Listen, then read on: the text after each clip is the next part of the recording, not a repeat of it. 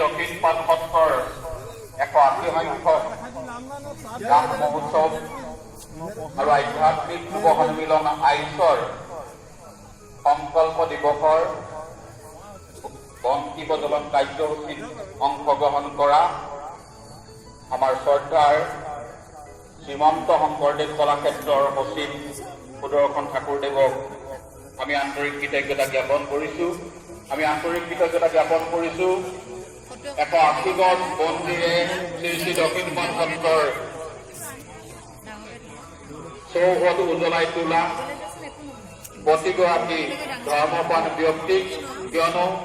তেখেতসকলৰ একনিষ্ঠ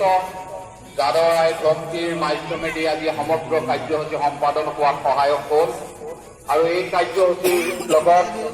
অংশগ্ৰহণ কৰা প্ৰতিজন ব্যক্তিক আমি আন্তৰিক কৃতজ্ঞতা জ্ঞাপন কৰি আজিৰ কাৰ্যসূচী অৰ্থাৎ বন্তি প্ৰজ্বলন কাৰ্যসূচী ইমানতে সমাপ্তি বুলি ঘোষণা কৰিলোঁ। ধন্যবাদ।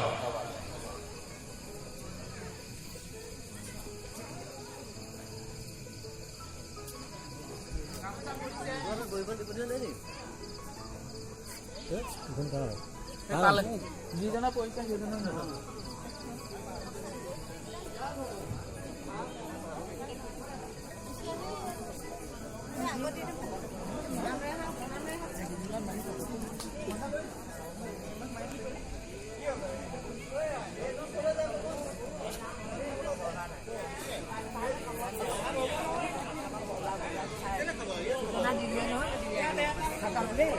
গম ৰখাই মানুহজনী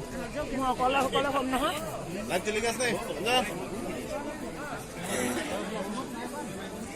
বহাব আমরা এখন খাম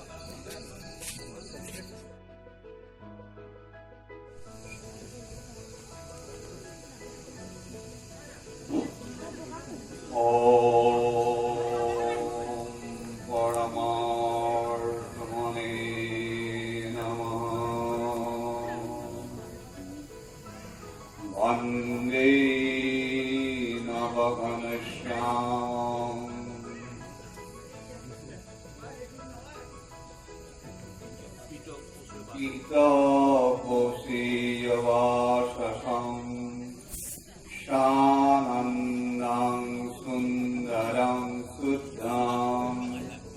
श्रीकृष्णं प्रकृतेश्वरं যিজন প্রকৃতির অতীত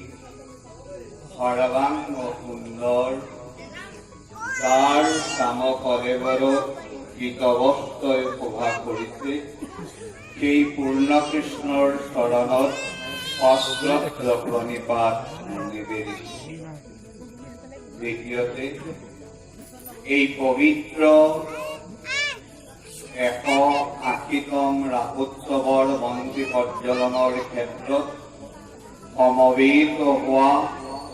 আপোনালোকক সাক্ষাৎ নৰৰূপী নাৰায়ণ ৰূপে গণ্য কৰি আমি আমাৰ শ্ৰদ্ধা নিবেদিছোঁ।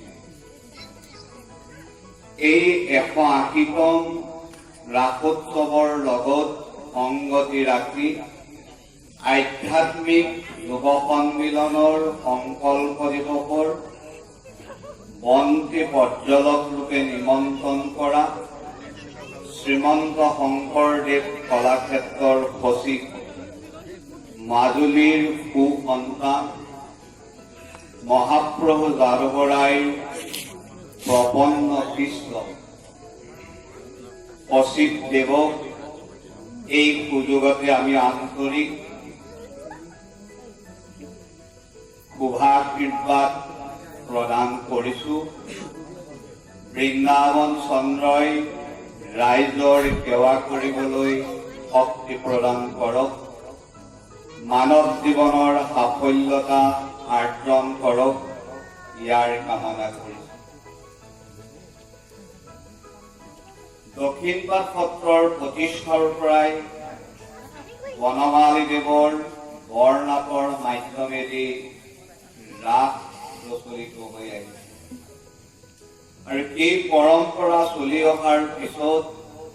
দশম সত্ৰাধিকাৰ বাসুদেৱ প্ৰভুশ্বৰে অসমীয়া থলুৱা ভাষাত পূজাৰ বিধি সহিত এখন ৰাসৰ নাটক ৰচনা কৰিছিল, যি নাটকখনে অদ্যাৱধি 180 বছৰত প্ৰদৰ্শন কৰিছে। এই নাটকৰ পৰম্পৰা পূৰ্ণ নোহোৱাকৈ দক্ষিণপাট সত্ৰই লক্ষী পূৰ্ণিমাৰ পৰা ৰাস পূৰ্ণিমালৈ যি নীতি নিৰ্দেশনা আছে সম্পূৰ্ণ তেনেধৰণেৰে পালন কৰি আহিছে আৰু আগলৈও কৰি যোৱাৰ ইচ্ছা সকলোৰে আছে। ৰাসৰ মূল উদ্দেশ্য হ'ল ৰসো বৈশ্বৰাস, ৰসময় কৃষ্ণদেৱৰ ভক্তিৰস আস্বাদন কৰিবলৈ যি লীলা কীৰ্তন কৰা হয়, সেই লীলা কীৰ্তনৰ দ্বাৰাই নিজে ভক্তিৰস আস্বাদন কৰি নিজৰ দেহত থকা জীৱাত্মাক সেই ৰসময় কৃষ্ণৰ পৰমাত্মাৰ লগত মিলন কৰিব পাৰিলেই মানৱ জীৱনৰ সাৰ্থক হয়। মানৱৰ ব্যতিৰেকে অন্য কোনো জীৱই জীৱাত্মাক পৰমাত্মাৰ লগত সংযোগ কৰাটো সম্ভৱ নহয় আৰু সেইকাৰণে সকলো জীৱতকৈ মানৱক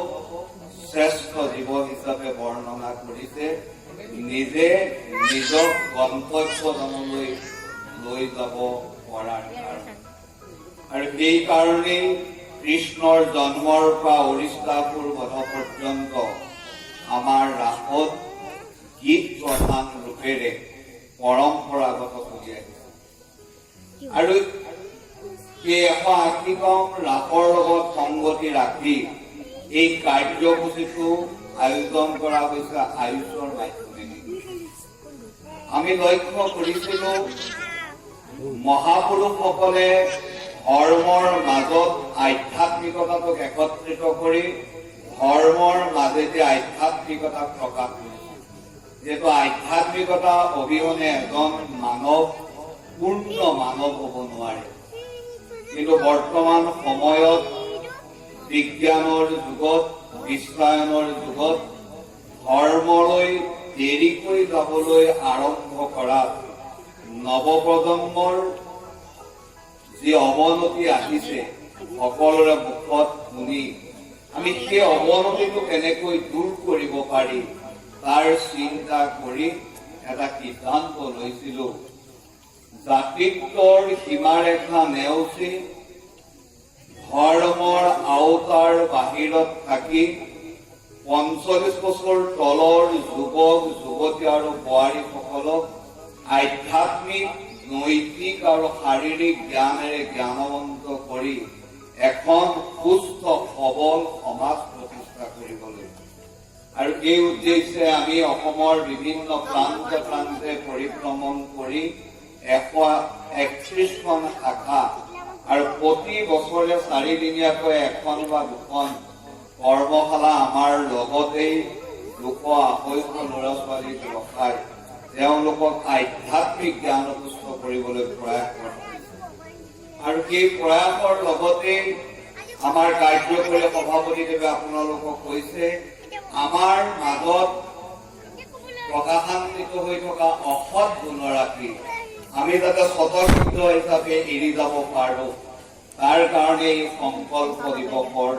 আমি সুব্যৱস্থা কৰিছিলোঁ যাতে সকলোৱে স্ব-ইচ্ছাই একোটা অসৎ গুণ ত্যাগ কৰি যায় আৰু সেইকাৰণে আজি এই কাৰ্যসূচীৰে আমি বন্তি প্ৰজ্বলন কৰি বন্তিয়ে যেনেকৈ অজ্ঞানতা দূৰ কৰি অন্ধকাৰ দূৰ কৰি পোহৰ আৰু জ্ঞান দুইটাকেই দিয়ে